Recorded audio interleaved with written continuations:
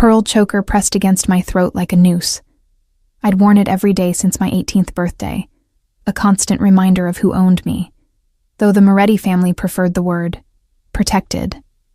My fingers traced the smooth surface as I stood before the full-length mirror in my assigned room at the compound, studying the woman they'd spent 23 years crafting. Perfect posture. Check. Hair swept into an elegant chignon. Check. Makeup subtle but flawless. Check. The navy dress they'd selected hugged my figure in all the appropriate places, modest enough for a future mob boss's wife, flattering enough to remind everyone that the Morettis only produced quality merchandise. That's what I was, really. Merchandise. Premium stock raised specifically for this transaction. Elena, your presence is requested in the library. Maria's voice filtered through the door, respectful, but firm. She'd been my handler since childhood, teaching me everything from which fork to use at diplomatic dinners to how to keep my face blank when men discussed murder over espresso. I smoothed my dress one final time and opened the door. Maria's weathered face softened slightly as she took me in. "Bellissima," she murmured. "Don Moretti will be pleased." I followed her through the compound's marble hallways, past armed guards who barely glanced at me. I'd lived here my entire life, but I'd never truly belonged. I was an investment, carefully cultivated, waiting to mature so I could be traded for whatever strategic advantage the Morettis needed most. Today, apparently, I'd finally ripened. Don Moretti sat behind his massive mahogany desk, flanked by his eldest son, Marco, and his consigliere, Antonio. 3 pairs of eyes tracked my entrance with the detachment of men evaluating livestock. "Sit." Don Moretti gestured to the chair across from him. I sat, keeping my knees together, hands folded in my lap, chin at the perfect angle. Everything I'd been trained to do since I could walk. "Elena." His voice carried the weight of decades of commands being obeyed without question. "The time has come to fulfill your purpose within this family." My heart hammered against my ribs, but my face remained serene. Never show fear. Never show anything. Adrian Blackwell has requested a union between our families. Don Moretti leaned back, his expression unreadable. "You will marry him in 1 week." The name meant nothing to me, but I saw Marco's jaw tighten. Whoever Adrian Blackwell was, even the Moretti heir wasn't comfortable with this arrangement. "He's American," Antonio added, his tone carrying subtle disapproval. "New money. Built his empire in less than a decade through methods that make our traditional approaches look civilized." "He's also," Don Moretti interrupted, "the most powerful man in North America's underworld. An alliance with him expands our reach beyond anything we've achieved in 3 generations." His gaze fixed on me. "You should be honored. Honored to be sold to a stranger. Honored to become the living contract between 2 criminal empires. Honored to finally serve my purpose after 23 years of preparation." "Yes, Don Moretti." The words came automatically, smooth and compliant. "I'm honored. The wedding will take place at St. Catherine's. Marco will handle the arrangements." He waved his hand dismissively. "You may go." I stood, curtsied with practiced grace, and turned to leave. "Elena." His voice stopped me at the door. "Don't disappoint me. Everything you are, everything you've been given, it was all for this moment. Blackwell is not a man who tolerates imperfection." "I understand." I met his eyes with the blank composure that had taken years to perfect. "I won't disappoint you." The door closed behind me, and I stood in the hallway, alone for the first time since the meeting began. My hands trembled, just slightly, before I forced them still. Even my body's involuntary responses had been trained into submission. 7 days. I had 7 days before I became Mrs. Adrian Blackwell, property of a man I'd never met, in a life I'd never chosen. I made it back to my room before the mask cracked. I pressed my back against the door, fighting the scream building in my chest. All those years of etiquette lessons, language tutors, comportment training, learning to anticipate a man's needs before he voiced them, how to be present but invisible, decorative but useful, perfect but forgettable. I'd never been asked what I wanted, never been given a choice. Even now, standing on the precipice of my entire future, my opinion was irrelevant. The pearl choker felt tighter than ever. That evening, as Maria helped me undress for bed, I made a decision that surprised even me. I want to go out tomorrow night. Maria's hand stilled on the zipper of my dress. Out? Yes. I turned to face her. One night, that's all I'm asking. Elena, you know that's not permitted, especially now, so close to... I've been obedient my entire life. My voice stayed calm, but something fierce burned beneath the surface. I've done everything asked of me without question. I'm asking for one night to be something other than the Moretti's perfect product. Maria's expression softened with something that might have been pity. And where would you go? Anywhere that isn't here. I pulled the dress over my head and reached for my nightgown. Anywhere I can pretend, just for a few hours, that I'm someone else.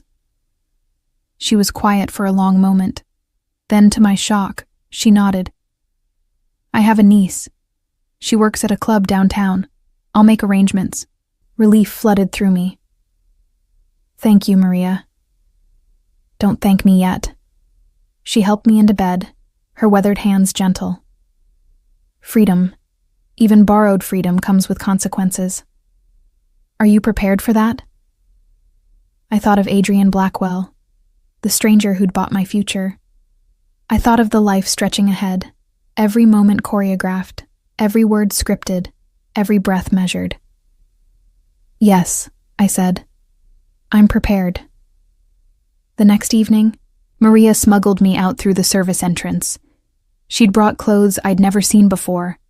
A black dress that hugged my curves in ways my usual wardrobe never did, heels that made my legs look impossibly long, makeup that transformed me from demure to dangerous. My niece will meet you inside, Maria said, as the car pulled up to a building with no sign, just a red door, and a line of people waiting to get in. She'll make sure you're safe. And Elena? She gripped my hand. Be back by 2. Any later, and the guards will notice. I nodded, stepping out into the cool night air. The bass from inside the club vibrated through the sidewalk, a pulse of freedom I'd never experienced. A bouncer the size of a small building looked me over, then unhooked the velvet rope without a word. Maria's niece had arranged things, apparently. Inside, the world exploded into sensation. Lights strobed across a packed dance floor. Bodies moved together in ways I'd never been allowed to move. The music was so loud it drowned out thought, leaving only feeling. I made my way to the bar, unsure what to do, but determined to do something. The bartender, a woman with purple hair and more piercings than I could count, leaned across the counter. First time? Was it that obvious? Yes, she grinned. What's your poison? I had no idea what to order. Surprise me. 5 minutes later, I held a drink that tasted like liquid courage and burned all the way down. The alcohol hit my empty stomach like a match to gasoline, warming me from the inside out. I shouldn't be here. I should be back at the compound, preparing to be the perfect bride for a man I'd never met. Instead, I was in a club that smelled like sweat and sin, surrounded by people who'd never heard of the Morettis, who had no idea that in 6 days I'd cease to exist as Elena and become simply Mrs. Blackwell. You look lost. The voice came from behind me, deep and rough around the edges, with an undertone of dark amusement. I turned and forgot how to breathe. He was tall, easily 6'3", with the kind of build that suggested violence was always an option. Dark hair fell across his forehead in a way that should have looked messy, but instead looked calculated. Sharp jawline, high cheekbones, and eyes so intensely blue, they seemed to glow in the club's strobing lights. But it was the way he looked at me that made my pulse stutter. Like he could see through every carefully constructed layer, straight down to the terrified girl underneath. "I am lost," I admitted, surprising myself with the honesty. Maybe it was the alcohol.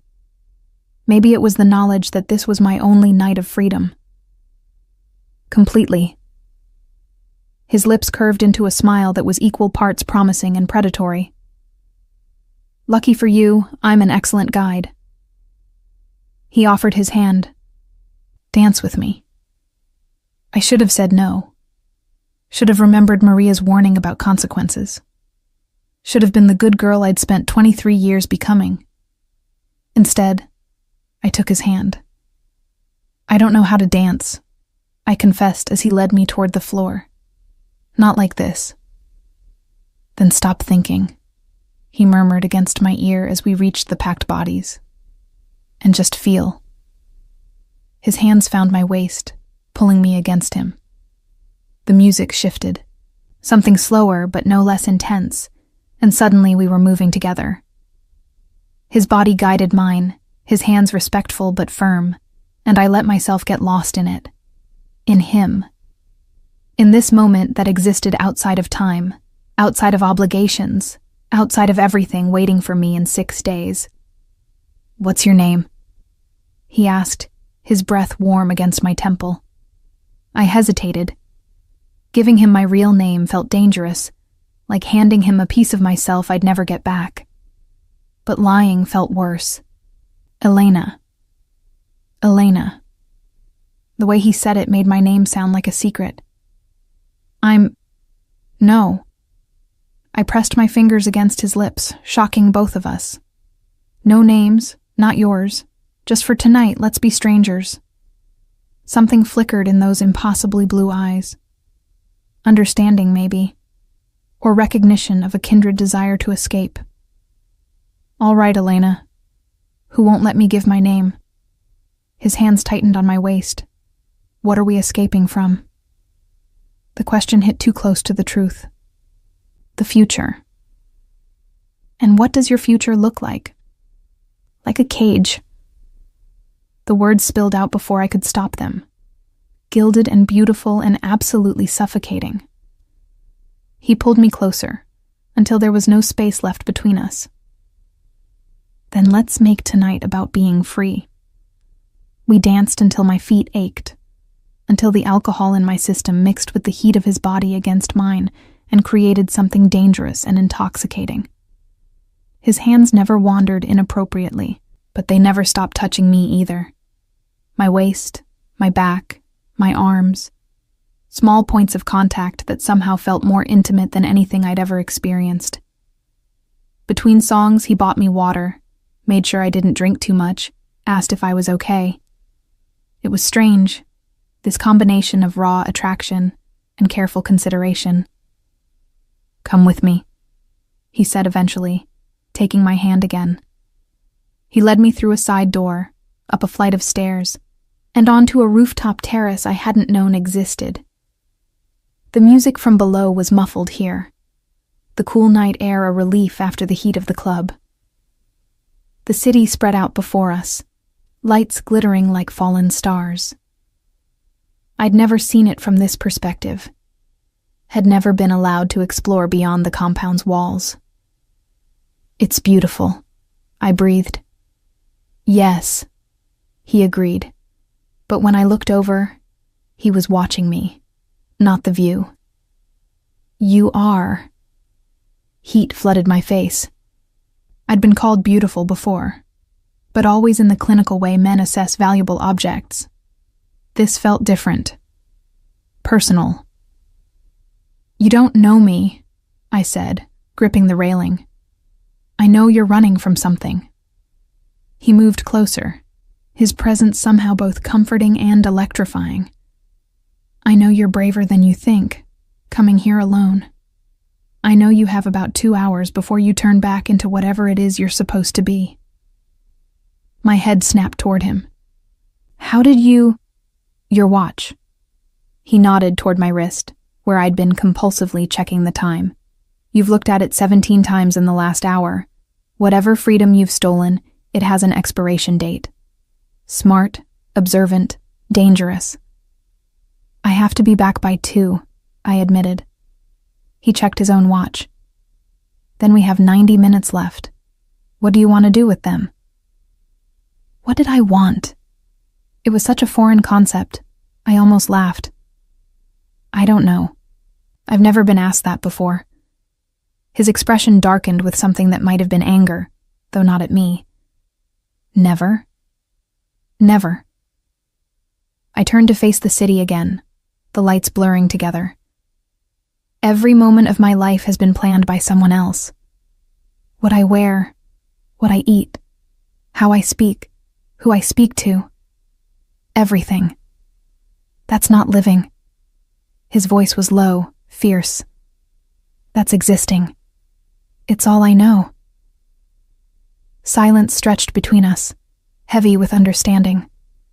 Then his hand found mine, fingers intertwining. Tell me something true, he said.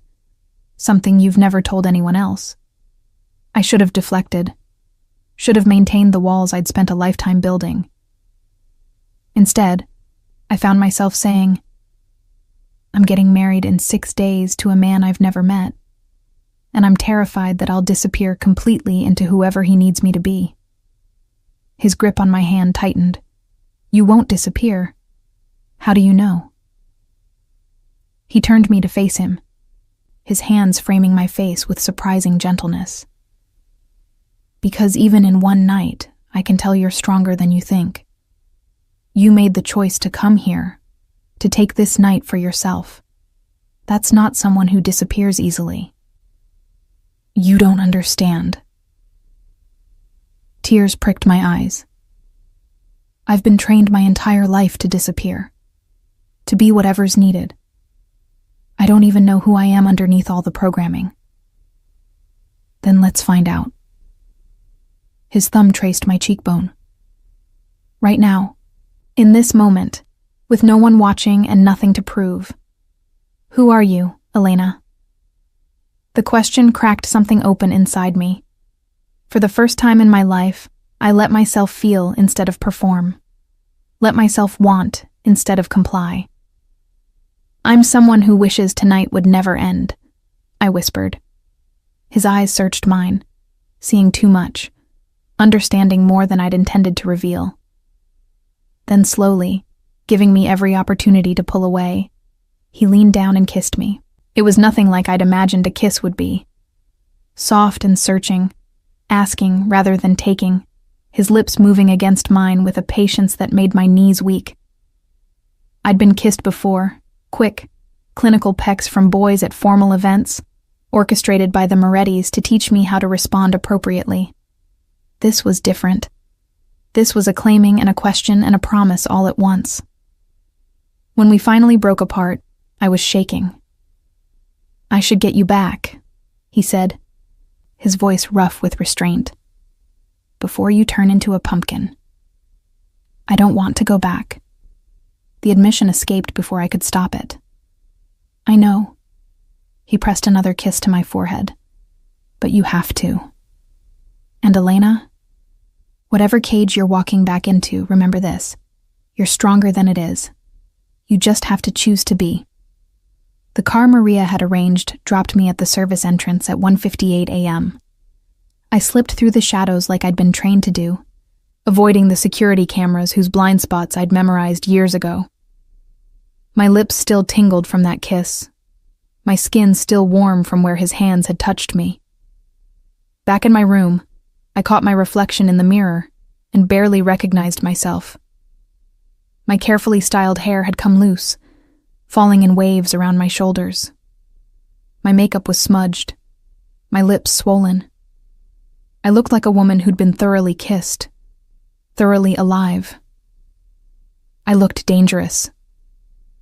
Maria appeared like a ghost, helping me out of the borrowed clothes and back into my nightgown, erasing any evidence of my rebellion. But she couldn't erase the memory of those blue eyes, that rough voice, the way he'd made me feel seen for the first time in my life. "Did you find what you were looking for?" she asked softly, hanging the dress. "I don't know what I was looking for," I admitted, "but I found something." She studied me with knowing eyes. "Be careful, child. Memories of freedom can be more dangerous than actual chains."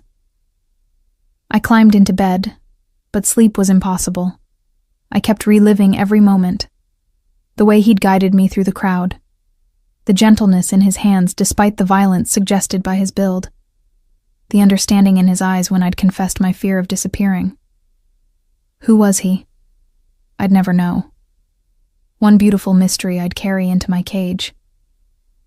The next 5 days passed in a blur of wedding preparations. Dress fittings, menu selections, guest list approvals. I moved through it all with my usual perfect compliance, but something had shifted. That kiss, that single night of freedom, had awakened something I couldn't quite suppress. "You seem distracted," Marco observed during a final briefing about Adrian Blackwell, my soon-to-be husband. "Is something wrong?" "No." I kept my face blank. "Just nervous." "Don't be." His expression held no warmth. "Blackwell specifically requested you. He saw your photograph and approved the match immediately. You should be flattered." Approved, like I was a car he was buying, carefully inspecting before signing the papers. "What's he like?" I asked, allowing a hint of curiosity to show. Marco's jaw tightened. Ruthless, efficient. He took control of the American underworld in 5 years through methods that would make our father uncomfortable. But he's also smart enough to recognize the value in allying with us. "That's not what I meant." I kept my tone respectful but pressed on. "What's he like as a person?" "He's not a person, Elena." Marco leaned forward. "He's a force, a weapon, and you're about to become his. My advice? Don't try to understand him. Just obey him." The morning of the wedding arrived with cruel sunshine. Maria dressed me in a gown that cost more than most people earned in a year. White silk that flowed like water, a veil that obscured my face like a shroud. The pearl choker at my throat had been replaced by diamonds, my new owner's mark. "You look like a princess," Maria whispered, tears in her eyes. I looked like a sacrifice. The ceremony was at St. Catherine's, as Don Moretti had dictated. I waited in an antechamber, surrounded by women who'd spent the morning primping me into perfection. Through the doors, I could hear the organist playing, the murmur of guests taking their seats. The Moretti family was in attendance. The American families were here representing Blackwell's empire. 2 criminal dynasties gathering to witness the contract made flesh. 5 minutes, someone called. My hands trembled, so I clasped them together until my knuckles went white. In 5 minutes, I'd walk down that aisle. In 10, I'd belong to Adrian Blackwell. In an hour, I'd be Mrs. Blackwell, and Elena, whoever she might have been, would cease to exist. I thought of the stranger from the club, the way he'd kissed me like I was precious, the way he'd seen me as more than just a transaction. I'd never see him again, but at least I'd have that memory. At least I'd known, for one night, what it felt like to be wanted rather than owned. The doors opened, the wedding march began. Don Moretti appeared at my side to walk me down the aisle. He'd raised me, but there was no affection in his expression, only satisfaction at a deal well made. "Remember," he murmured as we began walking. "You represent the Moretti family now. Don't disappoint me." I kept my eyes lowered as we processed down the endless aisle, my heart hammering so hard I thought the entire church could hear it. The guests were a blur of expensive suits and designer dresses, all of them here to witness my voluntary imprisonment. We reached the altar. Through my veil, I could see the priest, Marco standing as a witness, and a tall figure in black, waiting to claim his bride. Adrian Blackwell, my husband, my owner, my future. Don Moretti placed my hand in his and stepped back. The groom's grip was firm, possessive, sending electricity up my arm that I immediately tried to suppress. This was a transaction. Nothing more. The priest began the ceremony, his voice droning on about love and commitment and holy matrimony. I focused on breathing, on maintaining my composure, on being exactly what everyone expected me to be. "You may now lift the veil," the priest intoned. My husband's hands reached for the delicate lace. Slowly he drew it back, revealing my face.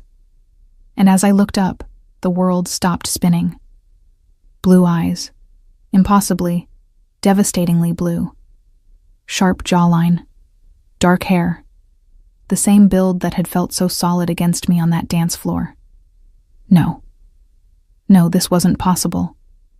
The stranger from the club, the man who'd kissed me, who'd told me I was stronger than I thought, who'd given me one night of freedom, was Adrian Blackwell. Was my husband. Had been my husband all along. The shock must have shown on my face because his lips curved into a smile that was nothing like the one I remembered. This smile was cold, calculating, victorious. "Hello, Elena," he murmured, so softly only I could hear. Surprise. My vision blurred. This couldn't be happening.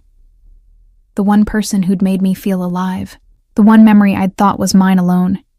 He'd been him all along. He'd known. He'd known who I was, what I was, and he'd played me like a fucking violin. "You," I started, but he squeezed my hand in warning.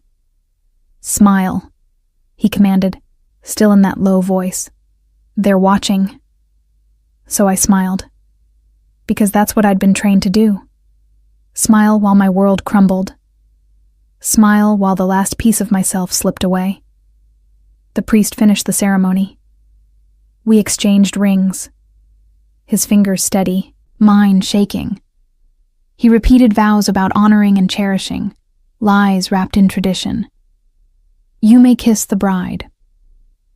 Adrian pulled me close, his hand at the small of my back, and kissed me with the same devastating thoroughness he had on that rooftop.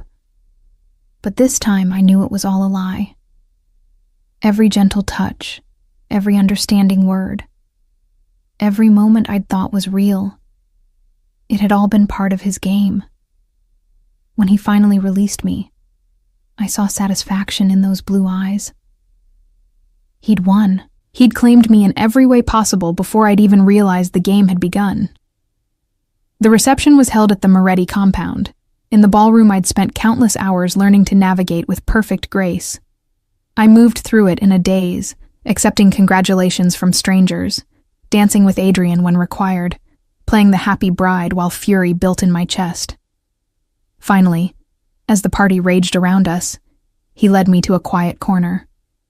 "You knew," I said, keeping my voice low and controlled. "That night at the club, you knew exactly who I was." "Of course I knew." He handed me a glass of champagne. "Did you think I'd agree to marry someone without thoroughly researching them first?" "You played me." The words tasted like acid. "You made me think." "Think what?" He stepped closer, his presence overwhelming. "That you'd found some romantic escape from your gilded cage? That some mysterious stranger saw the real you and fell in love in one perfect night?" His laugh was cruel. "You found exactly what I wanted you to find, Elena. Nothing more." Why? I hated how my voice cracked. Why go through that charade?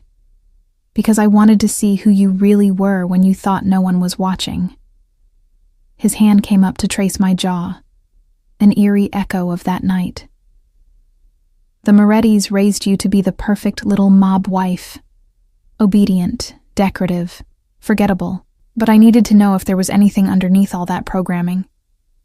Anything worth keeping. And?" I forced myself to meet his eyes. Was there? His smile was sharp enough to cut. "Oh yes, you're deliciously corruptible, Elena. You came to that club looking for freedom. But you found me instead, and now you'll spend the rest of your life wondering if any of it was real. The cruelty of it stole my breath. He'd taken the one beautiful thing I'd had, the one memory I'd thought was mine alone, and turned it into another form of control. I hate you, I whispered. Good. He leaned in, his lips brushing my ear. Hatred is honest. Hatred means you feel something. That's more than most arranged marriages can claim. Before I could respond, Don Moretti appeared, beaming with satisfaction. The happy couple. Adrian, you've made an excellent choice. Elena will serve you well. She already has, Adrian replied, his hand possessive on my waist. Better than I expected. They talked over my head about business, about the alliance, about shipping routes and territory agreements. I stood there, silent and seething, exactly as I'd been trained. But something had changed. That night at the club, even if it had been a lie, had shown me I was capable of wanting something for myself. Of choosing, even if just for a few hours, who I wanted to be. Adrian Blackwell thought he'd won. Thought he'd proven I was just another programmable trophy wife. He was wrong. Later, as the reception wound down, Adrian led me to the car that would take us to his estate, my new prison. The ride was silent, tension thick enough to choke on. His home was everything I'd expected. Modern, cold, expensive. A glass and steel monument to power with art that probably cost millions, and a view of the city that stretched for miles. Your room is upstairs, he said as we entered, his tone businesslike. Second door on the left. I stopped walking. My room? Did you think I'd let you share mine? His smile was cruel. I don't trust you enough for that yet, Elena. You'll sleep alone until you prove yourself worthy of more. The dismissal stung more than I wanted to admit. And how do I prove myself? He turned, those blue eyes assessing me like I was a problem to solve. By being exactly what I need you to be. Obedient in public, silent when required. Perfect in every way that matters. He stepped closer. And by admitting that night at the club, as much as you want to hate me for it, it was the most real thing you've ever experienced. It was a lie, I shot back. Was it? His hand came up to cut my face, and damn him, my body still responded to his touch. Or was it the only time either of us was honest? I wasn't playing the ruthless mob boss. You weren't playing the perfect bride. For a few hours, we were just two people trying to escape our cages. Don't. I pulled away. Don't try to make it something it wasn't. You manipulated me. I gave you what you wanted, he corrected. Freedom. Choice. The illusion of control. The fact that it was an illusion doesn't make the feeling any less real. He was right, and I hated him for it. That night had felt real. The connection between us had felt real. Even now, knowing it was all calculated, my body still remembered his touch. My lips still tingled from his kiss. Get some rest, he said, turning away. Tomorrow we begin your real education. The Morettis taught you to be a wife. I'm going to teach you to be my wife. There's a difference. And if I refuse? He looked back over his shoulder, a smile playing at his lips. Then I'll make you wish you hadn't. But Elena? His voice dropped to that rough timbre I remembered from the club. I think you're going to enjoy your lessons more than you want to admit.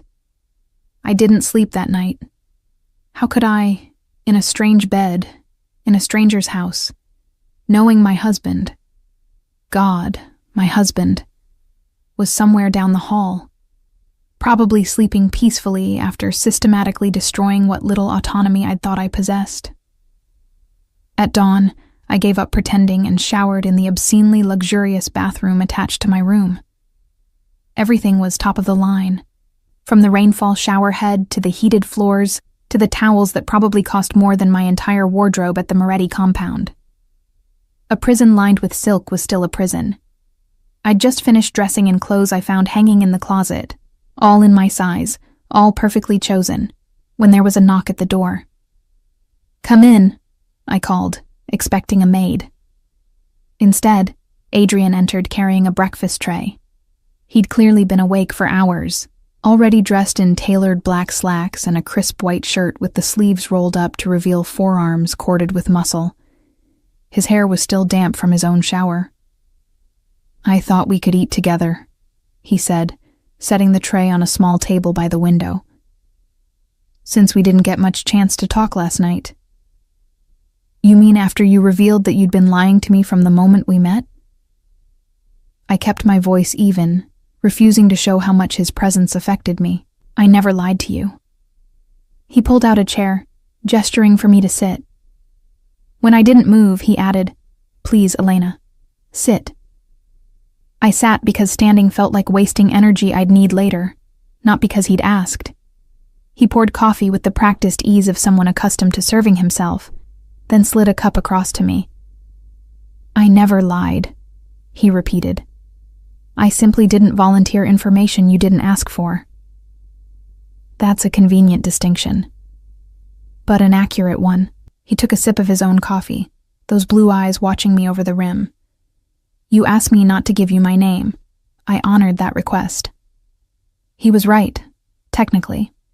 I had asked him to keep his identity secret, but only because I'd had no idea who he was. "Why did you agree to the marriage?" I asked, changing tactics. "You could have any woman. Why accept the Moretti's offer?" "Because your family controls European smuggling routes I need." His honesty was almost insulting in its casualness. "And because when I saw your photograph, I thought you looked adequately attractive and appropriately compliant." "Adequately," I repeated flatly. "Then I had you investigated." He leaned back, studying me. "And the reports were interesting. 23 years old, never left the Moretti compound unsupervised. Trained since childhood to be the perfect mob wife. No friends outside the family. No interests beyond what you'd been taught to have. On paper, you were exactly what I needed. Beautiful, obedient, forgettable." How flattering. But then I thought about actually spending my life with someone so thoroughly broken in. His expression shifted, something darker moving behind his eyes. And I realized I needed to know if there was anything left underneath all that training. Any spark of the person you might have been if the Morettis hadn't gotten their hands on you first. "So you set a trap." "I created an opportunity." He set down his cup. "I had my people mention to Maria that you might enjoy an evening out. I knew she'd feel guilty enough about your situation to arrange it. I knew you'd choose somewhere anonymous, somewhere you could pretend to be normal for a few hours. And I knew," his voice dropped, "that you'd be desperate enough for connection that you'd let a stranger get close." The calculation of it made my stomach turn. "You manipulated everyone around me." "I created circumstances that allowed you to make choices." He stood, moving to the window that overlooked the city. "And you chose, Elena. You chose to go to that club. You chose to accept my invitation to dance. You chose to follow me to the rooftop." He turned back to face me. "You chose to kiss me. I didn't know who you were. Didn't you?" His gaze pinned me in place. "You told me yourself. You were running from a man you'd never met, a future that terrified you. On some level, you had to know. Had to suspect." "No." But doubt crept in. Had I known? Had some part of me recognized him? He crossed back to the table, leaning down until his face was inches from mine. "Here's what I learned that night, Elena. Underneath all that Moretti programming, you're not broken. You're not empty. You're angry and afraid and desperate for someone to see you as more than a transaction." His finger traced my jaw, repeating that gesture from both the club and the wedding. "And I can work with that." I jerked away from his touch. "I'm not a project for you to work on." "No." He straightened. "You're my wife." which means you're mine to shape however I see fit. I'm not property. Aren't you? His smile was cruel. The Morettis raised you to be exactly that. I'm just being honest about it. The difference is, he moved toward the door, I might actually give you a purpose beyond looking pretty and producing heirs. What purpose could I possibly serve you? He paused in the doorway. That remains to be seen. But Elena, that fire I saw in you at the club, the one you're trying so hard to hide right now, don't bury it. I'm going to need it. He left, leaving me alone with cold coffee and 1,000 questions. The next few days fell into a pattern. Adrian left early for business I wasn't privy to. I spent my days exploring my gilded cage, cataloging exits I'd never be allowed to use, and trying to understand my husband from the things he left behind. His home office was locked, naturally, but the library was open, and its contents told me more than any interrogation could have. Books on military strategy sat next to philosophical treatises. Art history volumes shared shelf space with financial analysis. He read in 4 languages, judging by the mixed collection. Adrian Blackwell was not just a thug who'd clawed his way to the top. He was educated, cultured, strategic. Somehow that made him more terrifying. On the 4th day of our marriage, he finally acknowledged my presence beyond breakfast small talk. "We're going out tonight," he announced, appearing in the library where I'd been reading. "I have a business dinner. You'll accompany me." "Isn't that dangerous?"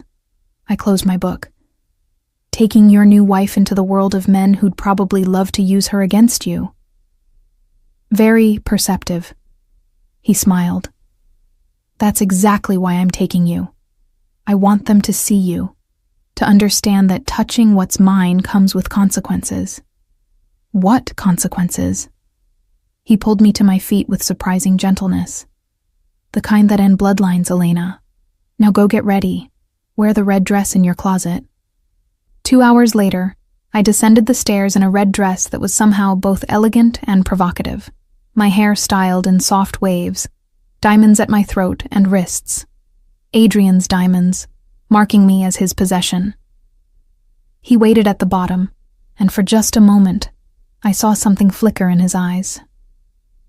Appreciation, maybe, or satisfaction at how perfectly I fit the image he wanted to project. "Beautiful," he murmured, offering his arm. "They're going to hate me even more." "Good." His laugh was genuine. I knew there was fire under all that ice. The restaurant was exclusive, the kind of place that didn't have prices on the menu because if you had to ask, you couldn't afford it. Adrian's hand never left my lower back, as we were escorted to a private room where 5 men waited. I recognized the type immediately. They wore expensive suits but couldn't quite hide the violence underneath. Adrian's associates, or rivals, here to take his measure. "Gentlemen," Adrian said smoothly, pulling out my chair before taking his own. "My wife, Elena, Mrs. Blackwell." The oldest of the men, silver-haired and cold-eyed, inclined his head. "We've heard much about the alliance between Blackwell and Moretti. You must be quite the prize." "Elena is invaluable," Adrian corrected, his tone mild but carrying an edge. "As you'll all come to understand." The dinner was a masterclass in dominance disguised as civility. Adrian controlled every conversation, parried every subtle probe, and made it clear that his new marriage didn't represent weakness but expansion. And I played my part perfectly, smiled when appropriate, remained silent when required, became the beautiful prop he'd trained me to be. But then, halfway through the main course, one of the men made a mistake. "Tell me, Mrs. Blackwell," he said, his gaze traveling over me in a way that made my skin crawl. "How are you adjusting to married life? It must be quite different from the Moretti compound." "I'm adjusting well, thank you." I kept my voice light. "I imagine Blackwell keeps you quite busy." The innuendo was barely veiled. "He's known for his stamina in all endeavors." Adrian's hand found my thigh under the table. squeezing in warning. But something in me, that spark he claimed to want, refused to stay silent. "Actually," I said, setting down my fork, "Adrian has been remarkably patient. Unlike some men, he understands the value of anticipation." I met the man's gaze directly. "Good things come to those who wait, or so I've been told." The table went silent. Then Adrian laughed, a genuine sound of delight. "Gentlemen, I believe my wife just put you all on notice." His hand on my thigh moved higher, possessive. "Perhaps we should discuss business while the ladies retire." "There are no other ladies present," I pointed out. "Then perhaps you should take a walk, Tesoro." The endearment rolled off his tongue with casual possession. "I'll collect you when we're finished." It was a dismissal, a reminder that despite my small rebellion, he was still in control. I stood, letting my hand trail across his shoulder as I passed. "Don't keep me waiting too long, husband. I'm not known for my patience." I felt his gaze on me all the way out of the room. Adrian found me on the restaurant's terrace 20 minutes later. I'd been standing at the railing, looking out at the city and wondering if I'd crossed a line I couldn't uncross. "That was reckless," he said, coming to stand beside me. "Was it?" I didn't look at him. "You said you wanted fire. I gave you fire." I said don't bury it. His hand came up to turn my face toward him. "I didn't say throw it at dangerous men who might decide you're too much trouble." "Then what did you expect?" I pulled away from his touch. "You want me compliant, but not broken. Obedient, but interesting. A possession with personality. It's an impossible standard, Adrian." "I know." The admission surprised me. "That's what makes you perfect." "I'm not perfect." Frustration bled into my voice. "I'm confused and angry and terrified. You played me like a game, married me under false pretenses, and now you're molding me into whatever shape serves you best. I don't know who I'm supposed to be anymore." He was quiet for a long moment. Then he said something I didn't expect. "My father was a drunk who beat my mother until she stopped fighting back entirely. By the time I was old enough to stop him, she was already gone, not dead, but absent, a ghost wearing my mother's face." His voice was devoid of emotion, which somehow made it worse. "I swore I'd never do that to someone, never break them so completely they forgot how to be human. Is that supposed to make me feel better?" "No." He finally looked at me. "It's supposed to explain why I needed to know if you were already broken before I married you. Why that night at the club mattered. I needed to see if there was anything left to work with, or if the Morettis had already turned you into my mother." The raw honesty stunned me. This wasn't the calculated mob boss or the manipulative husband. This was Adrian Blackwell, the man, showing me a wound I suspected he'd never shown anyone else. "I'm not broken," I said quietly. "But I'm not whole either. The Morettis took pieces of me I'll never get back. Then we'll forge new pieces." He stepped closer, his presence overwhelming. "Together." "Why?" I searched his face for answers. "Why does it matter to you what I am?" "Because," he said, his thumb tracing my lower lip, "I'm going to be spending my life with you. I'd prefer not to share it with an empty shell." It wasn't love. It wasn't even particularly kind. But it was honest, and somehow that mattered more. What if I can't be what you want? The question escaped before I could stop it. What if underneath all the programming there's nothing? There's something. His certainty was absolute. I felt it that night at the club. I saw it tonight when you shut down that bastard's comments. You just need permission to let it out. And you're giving me permission? I'm giving you a choice. His hand slid into my hair, tilting my head back. Keep being the perfect Moretti bride, silent, obedient, forgettable, or become something more interesting, something dangerous. His lips hovered over mine. something mine in every sense of the word. That's not really a choice. No, he agreed. But it's the illusion of one. And sometimes that's enough. He kissed me then, and damn him, my body still responded. Still remembered that night when I'd thought this was real, when I'd believed someone actually saw me. Maybe he did see me. Maybe that was worse. When we finally broke apart, I was breathless and furious with myself for wanting more. "Come on," Adrian said, taking my hand. "Let's go home. We both have lessons to learn about each other." As we left the restaurant, his hand possessive on my lower back, I realized something that should have terrified me. I wanted to learn. Wanted to understand this complicated, dangerous man who'd claimed me as his own. The cage was still a cage. But at least now, I understood the bars were there as much to keep the world out as to keep me in. The week after the dinner, Adrian began what he called my real education.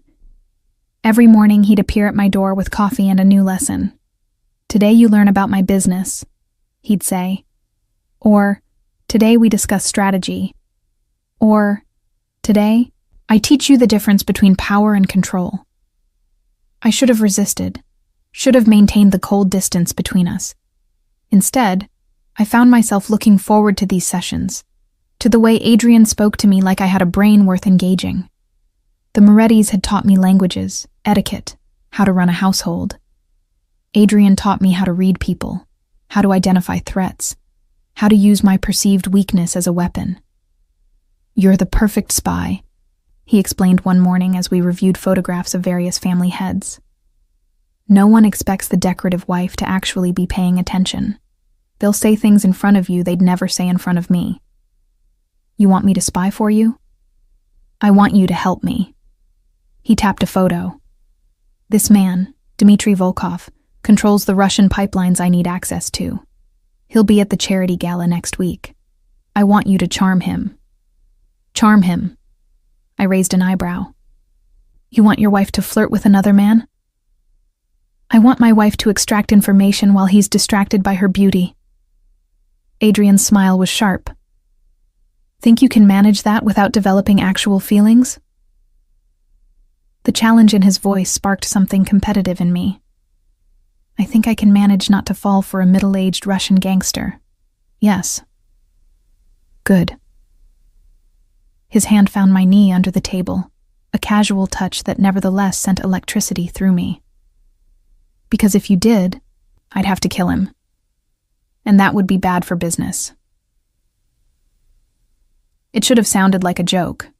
It didn't.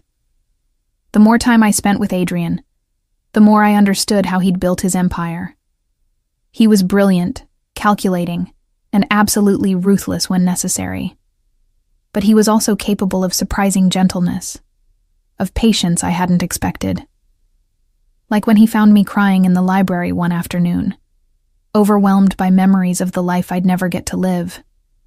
He didn't offer platitudes or tell me to stop. He simply sat beside me, his presence solid and strangely comforting, until the tears dried up on their own. "Better?" he asked quietly. "No." I wiped my face. "But thank you for not making me pretend I was." "I prefer you honest." His hand found mine. Even when honesty is painful. These moments, brief glimpses of the man beneath the armor, were more dangerous than any manipulation. They made me want to trust him, to believe that maybe this marriage could become something more than a transaction. But then he'd retreat behind his walls, become the cold mob boss again, and I'd remember exactly what I was to him. A useful asset wrapped in an attractive package. 2 weeks after the wedding, Adrian's control began to slip in ways I don't think he intended.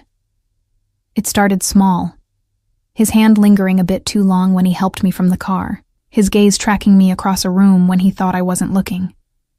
The way he'd find excuses to touch me, adjusting my necklace, brushing my hair from my face, his hand constantly finding my lower back. And God help me, I started doing the same.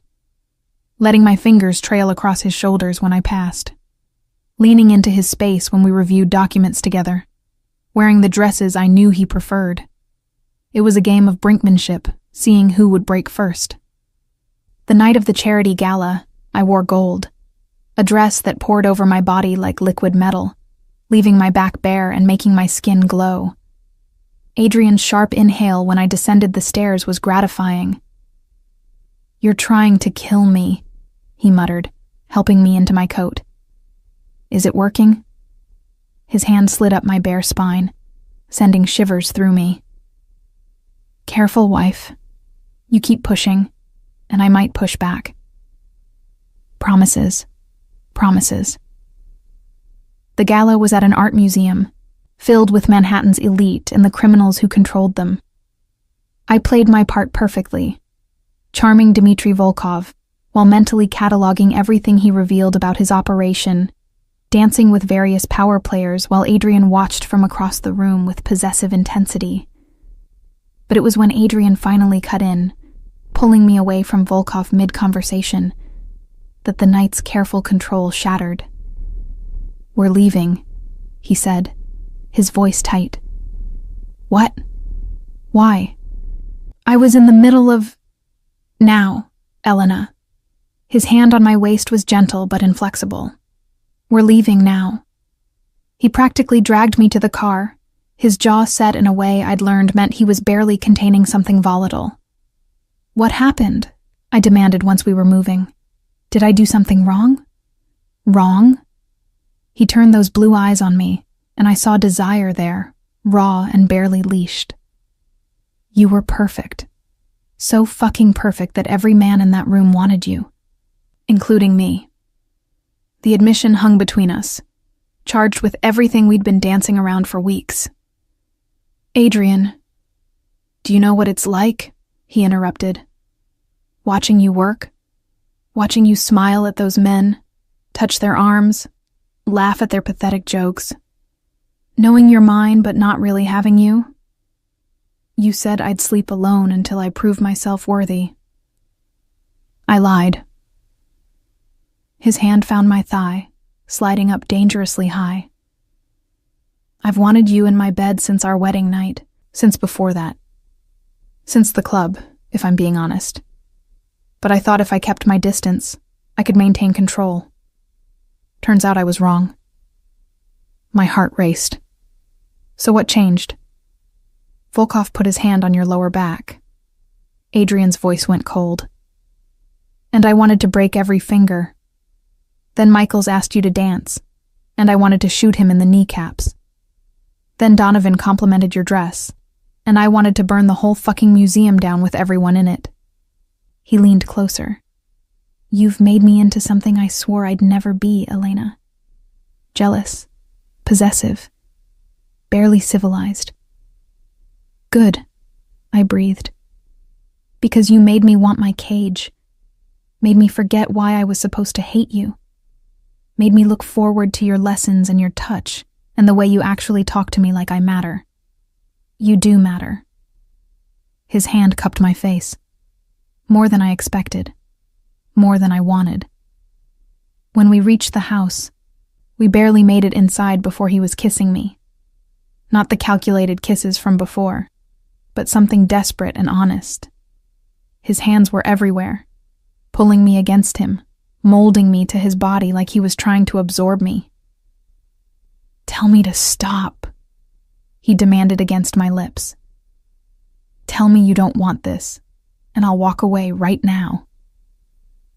I should have maintained the last boundary between us. Instead, I pulled him closer. "Don't stop," I whispered. "Don't you dare stop." He swept me into his arms, carrying me up the stairs to his bedroom. Not the guest room I'd been sleeping in, but his space, his territory. The door slammed shut behind us, and suddenly his control shattered completely. "I'm going to make you mine," he promised, laying me on his bed. "Not because the Morettis gave you to me, not because of any business arrangement, but because you want to be mine. Say it, Elena. Say you want this." I want this. The admission felt like surrender and victory all at once. I want you. What followed was nothing like I'd imagined. There was gentleness mixed with possession, patience alongside urgency. Adrian worshipped my body like he was memorizing it, learning what made me gasp, what made me arch into his touch, what made me say his name like a prayer. And when we finally came together, it felt like a claiming in the truest sense. Not ownership, but something more complex. A choice to be his, and his choice to be mine in return. Afterward, we lay tangled together, my head on his chest, his hand stroking my hair with surprising tenderness. This changes things, I said quietly. Does it? His fingers traced patterns on my shoulder. We were already married, already bound together legally. This just makes it real. What if I can't separate the man from the monster? The question I'd been afraid to ask. What if I can't love one without accepting the other? Then don't separate them. His voice was firm. I am both, Elena. The man who kisses you like you're precious, and the monster who'd kill anyone who tried to take you from me. If you want me, you get both versions. That should terrify me. But it doesn't. He tilted my chin up, making me meet his eyes. Because you're both too. The perfect Moretti bride, and the woman who challenges me at every turn. The obedient wife and the spy I'm training to be dangerous. We match Tesoro. In all our contradictions. He was right. Somewhere along the way, I'd stopped being just Elena the transaction and become Elena the wife, Elena the partner, Elena the woman who was learning to want the cage as much as the freedom beyond it. What happens now? I asked. Now we build something together. His arms tightened around me. An empire, a marriage, a life, whatever you want it to be. I want honesty. I propped myself up on his chest. No more games. No more manipulation. If this is real, then it has to be built on truth. Truth. He considered that. All right. Truth. I married you for business, but I'm keeping you for myself. Truth. Watching you become the woman you were meant to be is the most satisfying thing I've ever accomplished. Truth. I'm falling for you in ways that terrify me and make me feel more alive than anything else ever has. My breath caught. Adrian. Your turn, he interrupted. Give me truth, Elena. I took a breath, gathering courage. Truth. I hated you for lying to me at the club. Truth. I'm starting to understand why you did it. Truth. This marriage has become the first choice I've ever truly made for myself, even though it was made for me. I leaned down, my lips hovering over his. And truth, I'm falling too. He kissed me then, sealing the admission between us, and for the first time since being told I'd marry a stranger, I felt something like hope. The next 2 months transformed me in ways I couldn't have imagined. Adrian kept his promise. No more games, just brutal honesty about who we were and what we were building together. He began including me in business discussions, valuing my observations in ways that shocked his associates.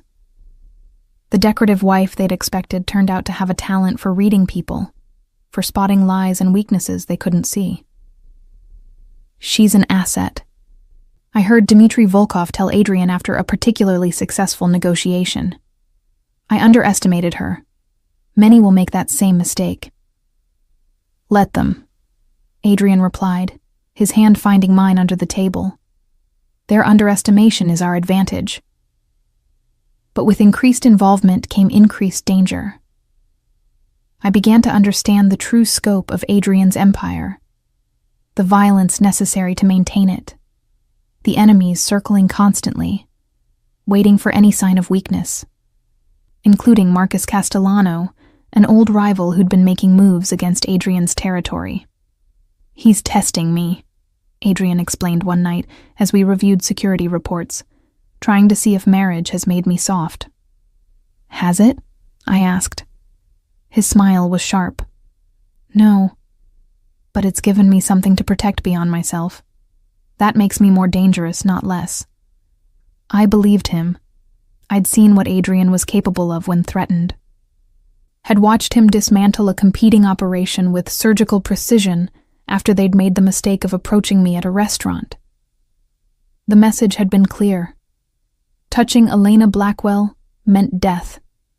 But Marcus Castellano wasn't easily deterred. His provocations escalated. Shipments hijacked, key personnel bribed away, even a direct insult delivered at a neutral meeting where violence was forbidden. He wants me to react emotionally, Adrian told me, his jaw tight with controlled fury.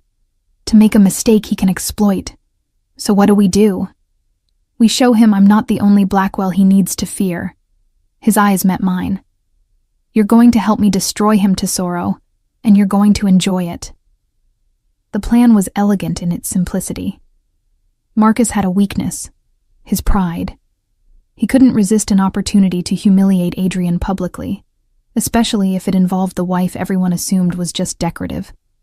So we gave him that opportunity. The next family summit, hosted at a neutral location, became our battlefield. I arrived dressed to kill in black, diamonds at my throat, every inch the perfect mob wife. But I'd also memorized every weakness in Marcus's operation, every skeleton in his family's closet, every piece of leverage we'd spent 2 weeks gathering. Mrs. Blackwell. Marcus approached with false warmth. How lovely you look. Marriage clearly agrees with you. Mr. Castellano. I smiled, saccharine sweet. I've heard so much about you. Your reputation for longevity is impressive. The subtle insult, suggesting he'd survived through luck rather than skill, landed perfectly. His smile tightened. I simply adapt better than my competitors, he replied. Your husband, for instance, seems quite adapted to domestic life. Quite different from the ruthless man we all knew. Oh, Adrian hasn't changed. I leaned in conspiratorially. He's simply found better targets for his ruthlessness. Did you know your nephew Stefano has been skimming from your casino profits? Or that your consigliere Vittorio has been selling information to the FBI? I straightened, my smile never wavering. My husband asked me to mention that he has evidence of both, along with documentation of 14 other illegal activities your organization has engaged in. He thought you might want to clean your own house before attempting to raid his. Marcus's face went white, then red. You... Careful. Adrian appeared at my side, his hand possessive on my waist. My wife is merely delivering a message. What you do with that information is your choice, though I'd recommend acting quickly. The FBI is quite eager to make an example of someone, and I'd hate for it to be you when we could be allies instead. It was a masterclass in manipulation, revealed just enough information to prove we had more. Offer a way out that required submission. Make it clear that continued antagonism would be costly. Marcus had no choice but to accept the extended olive branch. As we left the summit, Adrian pulled me close. You were magnificent. I learned from the best. No, he corrected. You became the best. There's a difference. But our victory came with a cost. That night, as we celebrated with his inner circle, I saw the way some of them looked at me now. Not with dismissal, but with a new wariness. I'd become a player in their world, which meant I'd also become a potential threat. They're afraid of you, Adrian murmured against my ear as we danced. As they should be. Is that what you wanted? To make me as dangerous as you? I wanted to make you dangerous enough to survive without me. His expression turned serious. This world we live in, Tesoro, it's unstable. Enemies can strike at any moment. I needed to know you could protect yourself if something happened to me. Nothing's going to happen to you. Elena. He pulled me closer. Promise me something. If anything ever does happen, stop. I pressed my fingers to his lips. Don't talk like that. But the conversation left me unsettled. Adrian was preparing for a threat I couldn't see, training me for a future where he might not be there to protect me. A week later, everything changed. Adrian had a meeting with a new supplier, someone who'd approached with an offer too good to refuse. I'd insisted on coming along, my instincts screaming that something was wrong. Stay in the car, Adrian instructed as we pulled up to the warehouse. This shouldn't take long. But I couldn't shake the feeling of dread crawling up my spine. Adrian, wait. Trust me. He kissed me, quick and hard. I'll be fine. I watched him enter the warehouse with his security team, every nerve on edge. Minutes ticked by. 5, 10, 15. Then I heard gunfire. Everything after that happened in slow motion and fast forward simultaneously. The driver grabbed for his weapon. I was out of the car before he could stop me, running toward the warehouse even as my brain screamed that this was suicide. More gunshots, screaming, the acrid smell of gunpowder. I burst through the door to find chaos. Bodies on the ground, Adrian's men, the supposed suppliers, and in the center of it all, Adrian, standing but swaying, his white shirt blooming red. No. The word ripped from my throat as I ran to him. No, no, no. Elena. His voice was weak. I told you to stay in the car. Shut up. I caught him as his legs gave out, lowering us both to the ground. Blood soaked through my dress. So much blood. Stay with me, Adrian. Stay with me. His hand found my face, leaving crimson fingerprints. You need to call Antonio. Tell him code silver. He'll know what to do. I'm not leaving you. You have to. He coughed, blood flecking his lips. They'll come back. You need to be safe. I don't care about safe. Tears streamed down my face. I care about you, you stubborn bastard. You don't get to die on me. Not now. Not when you what?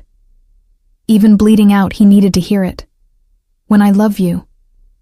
The words exploded out of me, messy and true. I love you. All of you. The monster and the man and everything in between. So you don't get to leave me. Do you hear me? You don't get to die. Something shifted in his eyes. Say it again. I love you. I pressed my hands against the wound in his side, trying to stem the bleeding. I love you, Adrian Blackwell. I choose you. I choose this cage and this life and this terrifying, impossible marriage. But you have to stay. You have to fight. Okay, he whispered. Okay, Tesoro. For you. I'll fight. Sirens wailed in the distance. Antonio and reinforcements burst through the door, taking in the carnage. Get him to Dr. Rivera, Antonio barked. Now! They loaded Adrian into an SUV, me refusing to leave his side even as they tried to separate us. His hand stayed locked with mine, his blood staining everything. Don't let go, I begged. Please don't let go. Never. His grip tightened fractionally. You're mine, Elena. And I'm yours. That means forever. The drive to Dr. Rivera's private clinic was the longest of my life. I held Adrian's head in my lap, whispering promises and threats in equal measure. Promising to love him forever. Threatening to kill him myself if he dared die. He stayed conscious through sheer force of will, his eyes never leaving my face. You really do love me, he said, almost wonderingly. Yes, you idiot. I really do. Even knowing what I am, what I've done, especially knowing. I stroked his hair, my tears falling onto his face. You're mine, Adrian, the monster and the man. I claim them both. His smile was weak but genuine. Best decision you ever made. Debatable, I said, even as I held him tighter. But it's my decision. Mine. Dr. Rivera's operating room was underground, hidden beneath his legitimate practice. A place for treating injuries that couldn't be explained to proper authorities, staffed with medical professionals who knew when to ask questions and when to simply work. They tried to separate me from Adrian, but I'd become someone they couldn't simply dismiss. The decorative wife had evolved into the boss's partner, and my refusal to leave brooked no argument. "I'm staying," I said flatly. "Work around me or explain to him why you let his wife watch him die alone."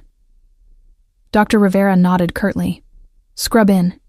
If you're staying, you follow my rules." I spent the next 3 hours watching skilled hands piece my husband back together. The bullet had collapsed his lung, nicked an artery. Another inch to the left and he would have bled out before we reached help. The knowledge that I'd almost lost him made something fierce and permanent settle into my bones. This wasn't gratitude or Stockholm Syndrome or any of the psychological explanations I might have used to excuse my feelings. This was love. Raw, complicated, absolutely certain love. When they finally wheeled Adrian to recovery, I followed, claiming the chair beside his bed like it was my throne. Antonio tried to get me to rest, to change out of my blood-soaked dress, to eat something. I refused it all. "Who did this?" I asked, my voice cold enough to freeze blood. "Who ordered the hit?" Antonio hesitated, clearly uncertain how much to share with me. I stood, meeting his eyes with steel I'd learned from my husband. "I'm not asking as Adrian's wife seeking protection. I'm asking as his partner who helped dismantle Marcus Castellanos' operation. Who did this, Antonio?" He recognized the shift in me, the final transformation from asset to equal. "Castellano," he admitted.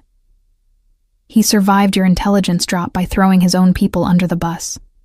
This was retaliation, a message that he won't tolerate being humiliated." "I see." I looked back at Adrian, still unconscious but breathing steadily.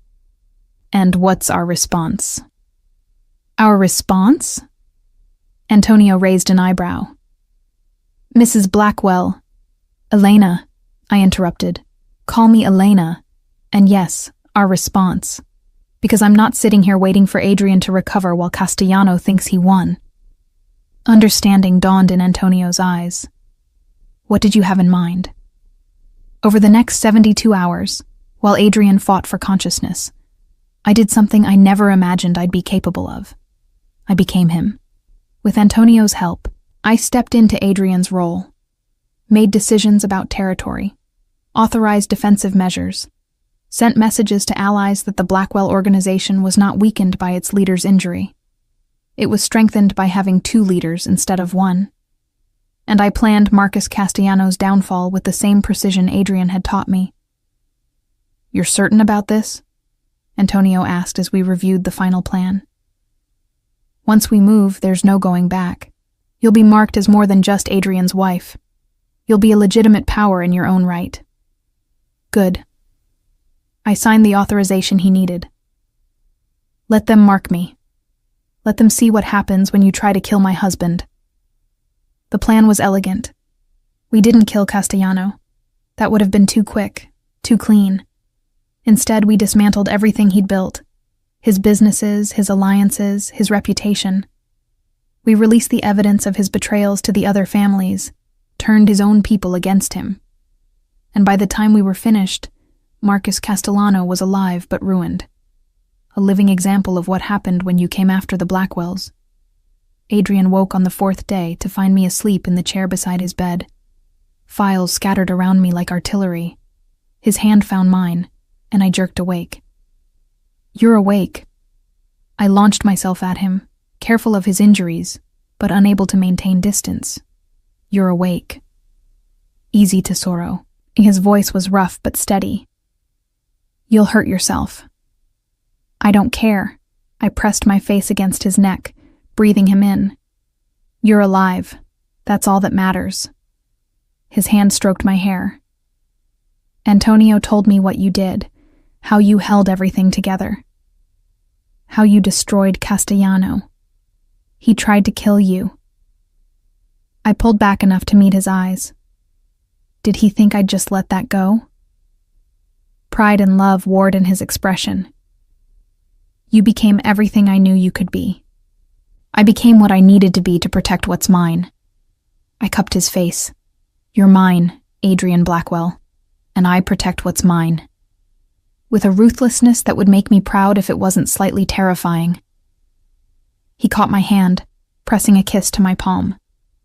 You've become dangerous, Elena. You made me dangerous. I climbed carefully onto the bed beside him, fitting myself against his uninjured side. You taught me how to use my perceived weakness as a weapon, how to be underestimated, how to strike when no one's expecting it. I created a monster. But he was smiling. No. I met his gaze steadily. You gave me permission to become who I always was underneath the programming. The Morettis tried to break me into submission. You helped me forge my broken pieces into something stronger. He was quiet for a long moment. Then, you told me you loved me. While you were bleeding out, yes. Did you mean it? I thought about lying, about protecting myself from vulnerability. But we'd promised each other honesty. Yes, I said simply. I love you. The man who gave me my first taste of freedom in that club. The monster who manipulated me into marriage. The husband who teaches me to be dangerous. The partner who trusts me with his empire. I pressed my lips to his. All of you, Adrian. I love all of you. Even though I lied to you, manipulated you, turned your wedding into a trap, because you did all that, and still gave me more choice than I'd ever had in my life. I traced his jaw carefully. You could have kept me as a trophy. Instead, you made me into your equal. That's not something I can hate you for. I don't deserve you. Probably not. I smiled. But you're stuck with me anyway. For better or worse, remember? Till death do us part. His hand found mine. Though I think we proved that not even attempted murder can separate us now. Don't. I pressed my fingers to his lips. Don't joke about that. I almost lost you, Adrian. Do you have any idea what that felt like? Watching you bleed, thinking I'd never get to tell you how I felt? I do, actually. His expression turned serious. Because I felt it when I was lying there thinking about all the things I'd never said to you. All the ways I should have told you I loved you instead of showing it through control and possession. You love me? My heart stuttered. From that first night at the club, probably. He pulled me closer. I told myself it was strategy, that I needed to see if you were worth keeping. But the truth? I knew the moment you challenged me to let you be someone other than what the Morettis made you. I knew I'd found someone extraordinary. We're broken people, Adrian. I rested my head on his shoulder. Both of us damaged in ways that can't be fixed. Then we'll be broken together. His arms tightened around me, building something stronger from our damaged pieces. The next few weeks of Adrian's recovery solidified my position in his organization. I didn't just fill in while he healed. I became his partner in every sense. The families learned to respect Elena Blackwell not as an extension of her husband, but as a power in her own right. And Adrian let me.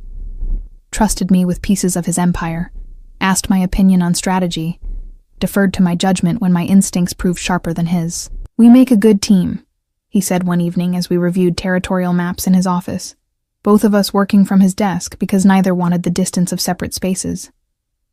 We make a terrifying team, I corrected. The entire underworld is afraid of us now. Good.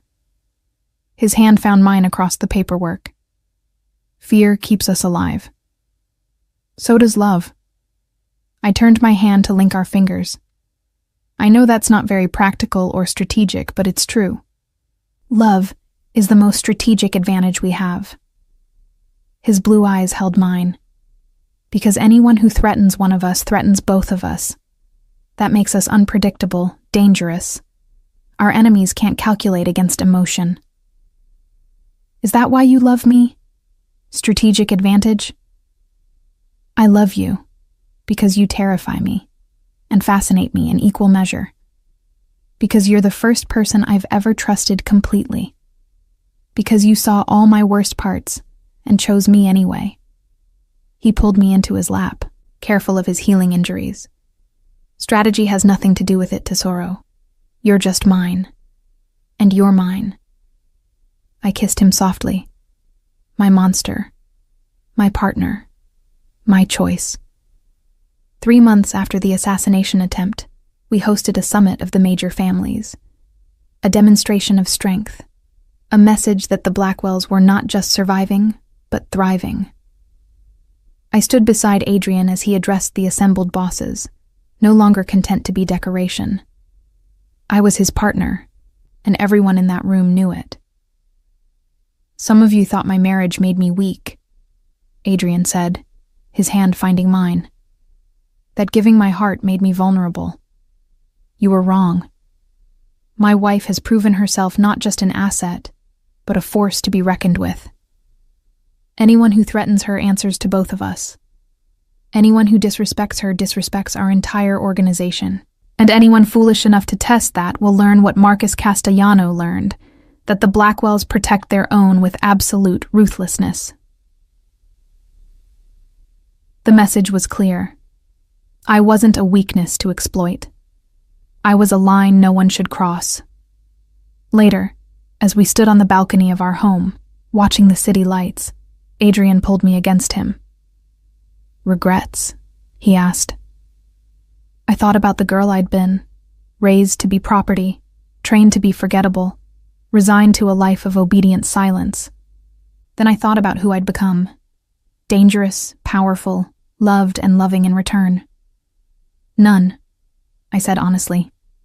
This cage you built for me? It became a kingdom, and I became its queen. Our kingdom, he corrected, built together from broken pieces and second chances. Our kingdom, I agreed, defended together, ruled together, loved together. He turned me in his arms, his lips finding mine. Forever, Tesoro. Forever, I echoed against his mouth. I'd run into that club looking for one night of freedom before surrendering to a stranger's control. Instead, I'd found a partner who challenged me to become more than I'd ever imagined. A monster who taught me how to be dangerous. A husband who gave me real choices even when the circumstances were chosen for me. The cage was still a cage, but we'd built it together, and we held the keys jointly. And somehow, that made all the difference. Elena Moretti had disappeared the night I married Adrian Blackwell. In her place stood Elena Blackwell, wife, partner, queen of an empire built on blood and love, and the fierce certainty that we belonged to each other absolutely. It wasn't the life I'd been promised. It was better. It was mine.